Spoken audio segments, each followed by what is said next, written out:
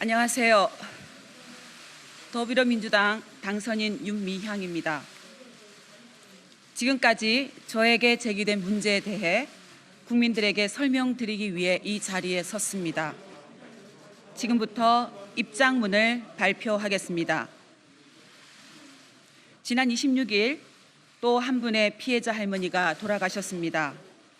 먼저 30년의 수요시의 버팀목으로 병마와 시달리면서도 전 세계를 돌며 참혹했던 피해를 증언했지만 가해국 일본 정부의 공식 사죄도 못 받고 돌아가신 일본군 위안부 피해자분들의 영령에 깊은 조의를 표합니다.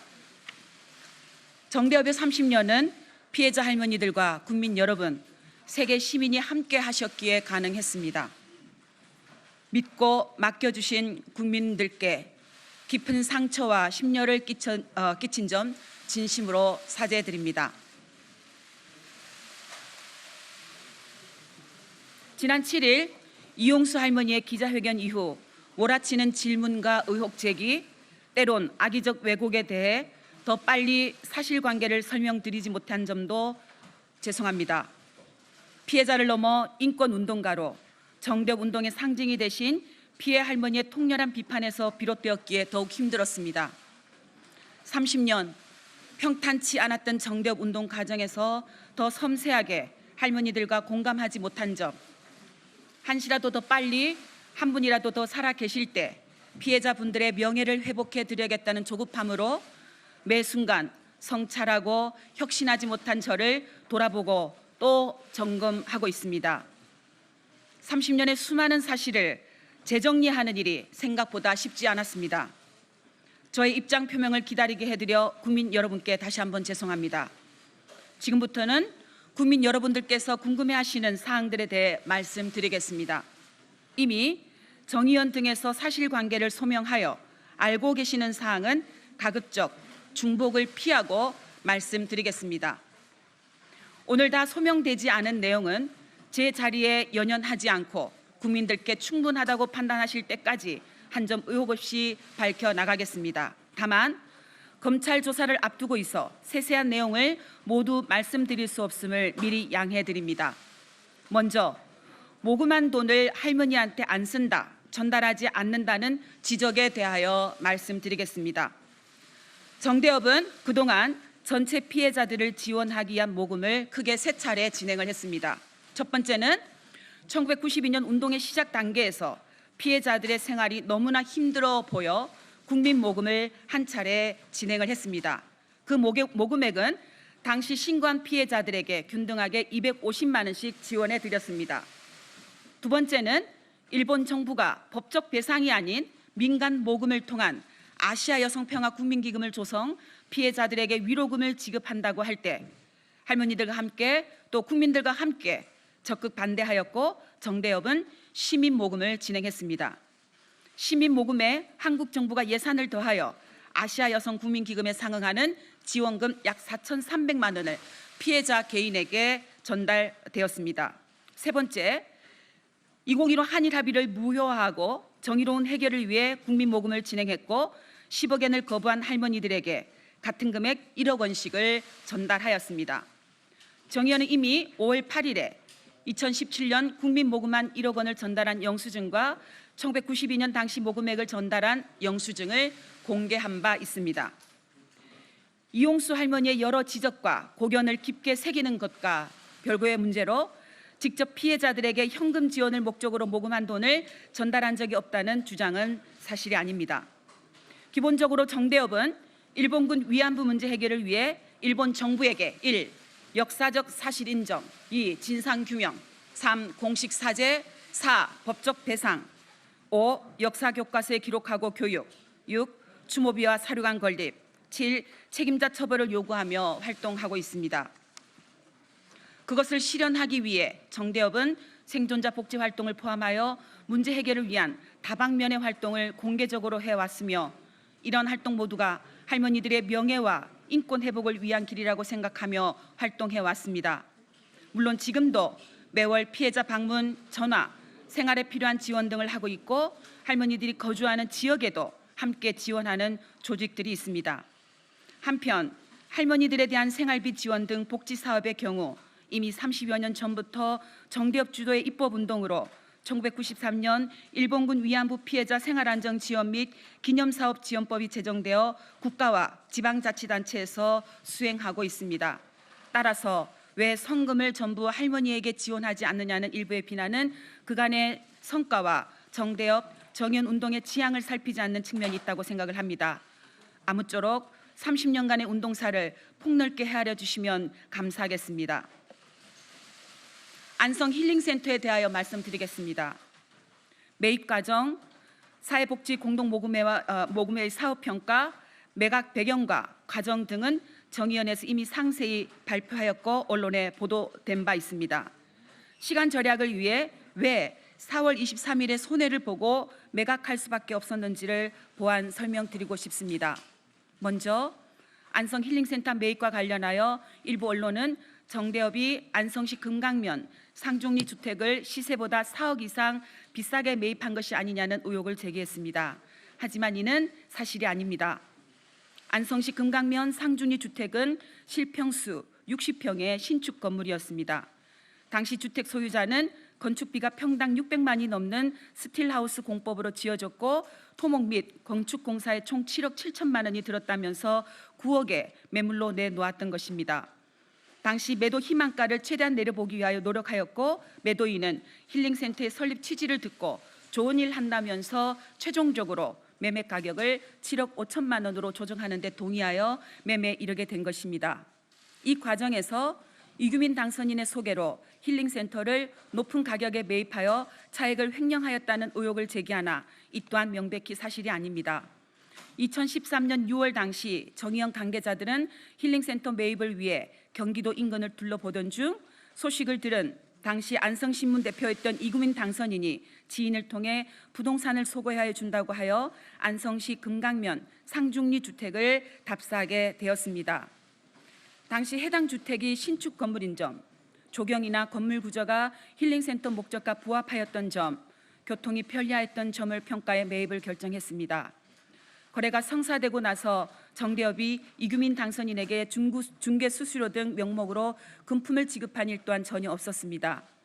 그 후 2015년 9월 사회복지공동모금회는 안성 힐링센터에 대한 중간평가를 하였고 그해 12월 30일에는 공문을 통해 정대협의 사업 중단 및 사업비 잔액 반환 힐링센터 매각을 요청하였습니다. 그래서 2016년부터 정의연은 안성 힐링센터를 시중에 매물로 내놓게 된 것입니다. 매각 당시 주택의 감가상각, 오랫동안 매수 희망자가 없어 시간이 흐르면서 건물 가치가 하락한 점, 또 주변 부동산 가격 변화 등 형성된 시세에 따라 매매 가격이 결정되었고 그 결과 4억 2천만 원에 매도하였습니다. 5년째 매수 희망자가 없어 사업비를 반환하지 못한 상태라 어렵게 성사된 계약 자체를 더는 미룰 수가 없었습니다. 설명드린 바와 같이 안성 힐링센터는 시세와 달리 헐값에 매각된 것이 아니라 당시 형성된 시세에 따라 이루어졌습니다. 오랜 시간 매각이 지연되는 점으로 인해 결과적으로 기부금에 손해가 발생한 점에 대하여 저도 너무나 안타깝게 생각합니다. 그러나 힐링센터 매입 및 매각 과정에서 제가 어떠한 부당한 이득을 취하지 않았다라는 점은 분명하고 자신 있게 말씀드릴 수 있습니다. 일부 언론에서는 안성 힐링센터 거래 후 저희 부부와 이규민 당선인이 베트남 나비 기행에 참여했던 이유로 의혹을 제기하고 있습니다. 안성 힐링센터 거래와 나비 기행은 전혀 관련이 없으며 참가자 전원이 개인 경비를 부담하여 진행한 것입니다. 2015 한일합의 내용을 제가 사전에 알고 있었음에도 이를 이용수 할머니를 포함한 할머니들에게 알리지 않았다라는 주장이 있었습니다. 그러나 누차 밝힌 바처럼 이는 명백히 사실이 아닙니다. 이런 사실은 외교부의 입장 발표를 통해서도 확인되었습니다. 지난 5월 12일 외교부 대변인은 한일 일본군 위안부 피해자 문제 합의 검토 결과 보고서에 구체적으로 알려주지 않았다.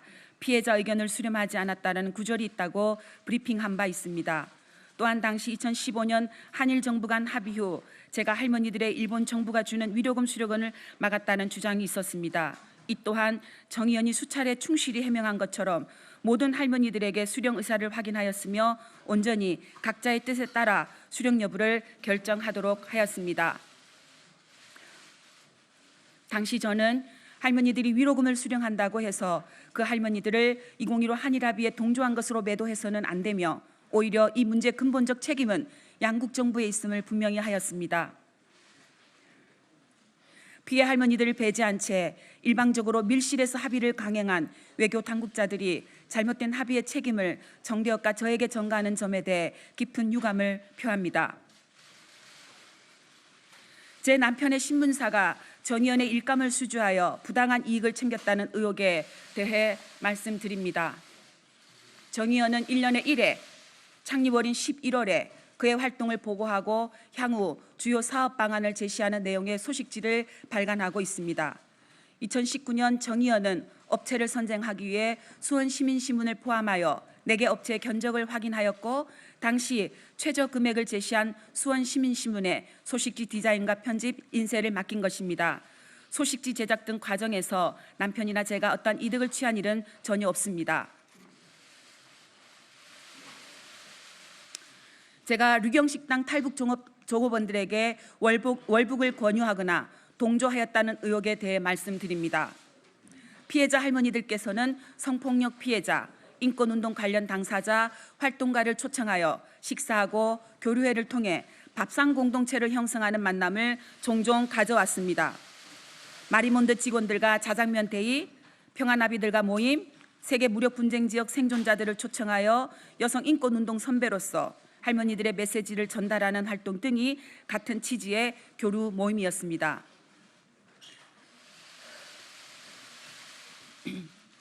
2018년 11월 남편과 장경욱 변호사는 저와 정대협 측에 탈북 종업원들이 할머니들을 만나는 것 자체만으로도 큰 힘이 될 것이라는 내용으로 만남을 제안하였고 이를 기론옥 할머니께 전달했더니 흔쾌히 수락하셨습니다.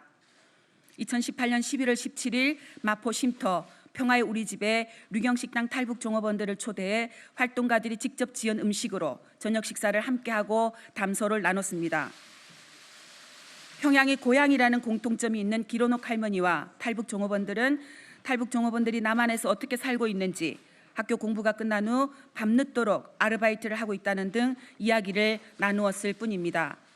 저와 정대협이 탈북 종업원들에게 금전을 지원했다, 월북을 권유했다 하는 등의 일부 언론 보도는 모두 사실이 아닌 허위임을 이 자리에서 다시 한번 분명하게 밝힙니다. 다음으로 제가 저의 개인 명의 계좌를 이용해 후원금을 모아 개인적 이익을 위해 사용했다는 의혹에 대해 말씀드리겠습니다.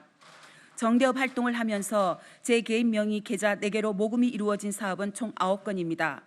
전체 할머니를 위한 것이 아닐 경우 대표인 제 개인 계좌로 모금을 했습니다.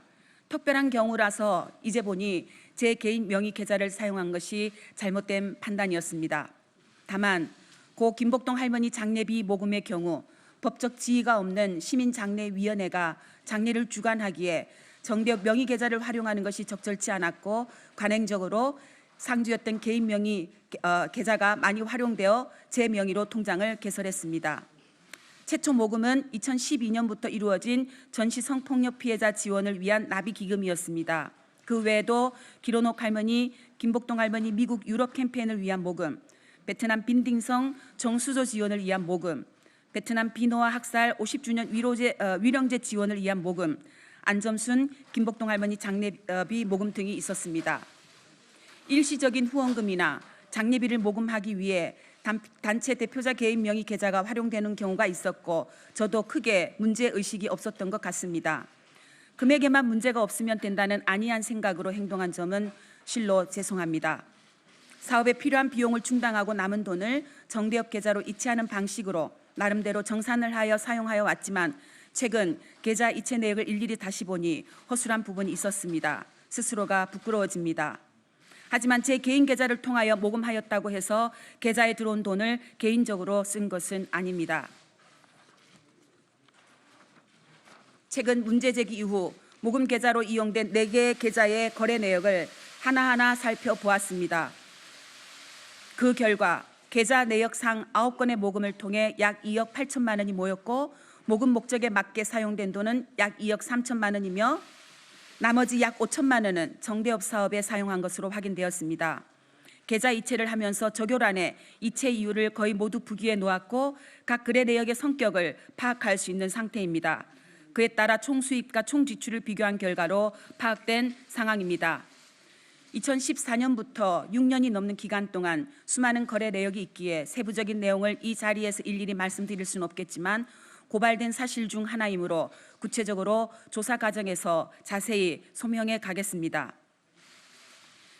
현재 제가 살고 있는 수원 권성구 금곡 LG 아파트의 경매 매입을 포함하여 가족들이 현금으로 주택 5채를 구매했는데 제가 정대협의 자금을 횡령해 사용한 것 아니냐는 의혹에 대해 말씀드리겠습니다.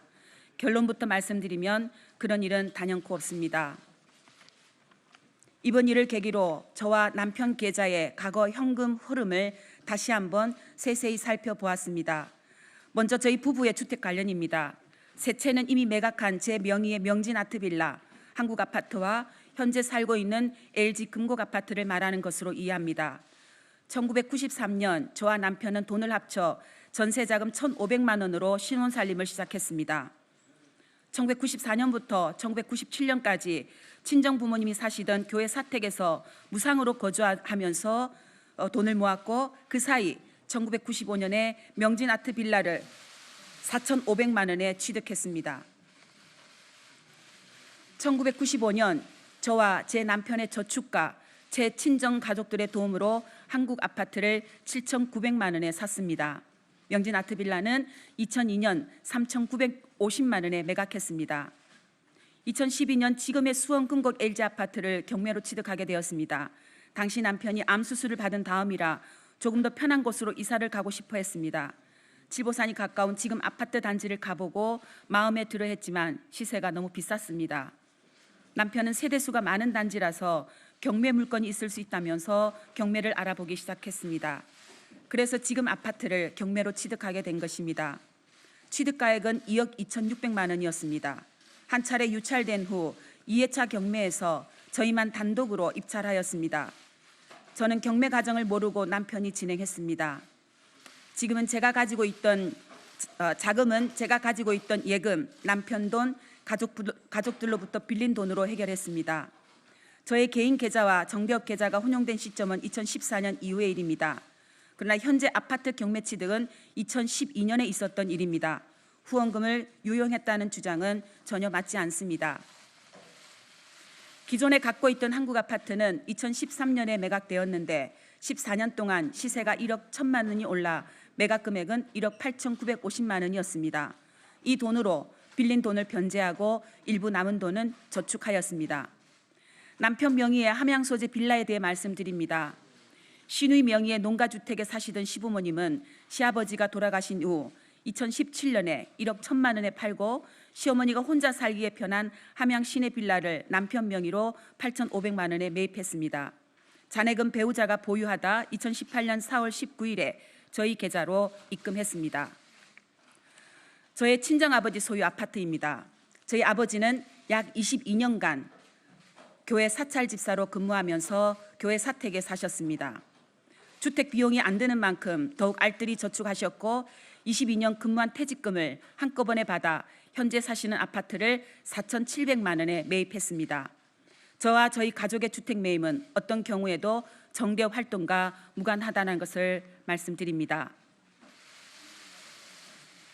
딸 미국 유학에 사용된 돈의 출처가 정대협이고 제가 정대협 돈을 횡령하여 딸 유학 자금을 댔다는 의혹에 대해 말씀드리겠습니다. 딸 미국 유학에 소요된 자금은 거의 대부분 남편의 형사보상금 및 손해배상금에서 충당되었습니다. 그 외 부족한 비용은 제 돈과 가족들 돈으로 충당하였습니다. 참고로 남편과 저희 가족들이 받은 형사보상금 및 손해배상금은 총 약 2억 4천만 원입니다. 저는 급여를 받으면 저축하는 오랜 습관이 있습니다. 주택 마련과 딸의 학비, 그리고 조금이라도 안정된 삶을 꿈꾸기 위한 제 나름대로의 최소한의 생활 방편이었습니다. 그리고 정의연, 정대협 활동을 통해 강연, 원고, 책 인쇄 등 특별 수입은 기부해 왔습니다. 지금까지 쏟아진 의혹에 대해 부족하나마 진솔하게 말씀드렸습니다. 보다 더 자세한 내용을 원하시겠지만 현재 검찰 조사를 앞두고 있다는 점을 다시 한번 양해 바랍니다. 다시 한번 국민들과 피해 할머니들의 기대와 응원에 부합하지 못하고 심려를 끼쳐드려 죄송합니다. 피해 할머니들의 명예에 누가 되지 않도록 30년 정대 운동의 역사에 부끄럽지 않도록 철저히 소명하겠습니다. 잘못이 있다면 상응하는 책임을 지겠습니다.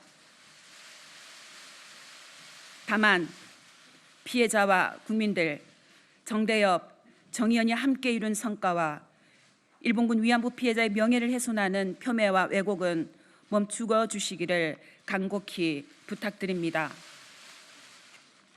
이제 일본군 위안부 피해 생존자는 17분 뿐입니다.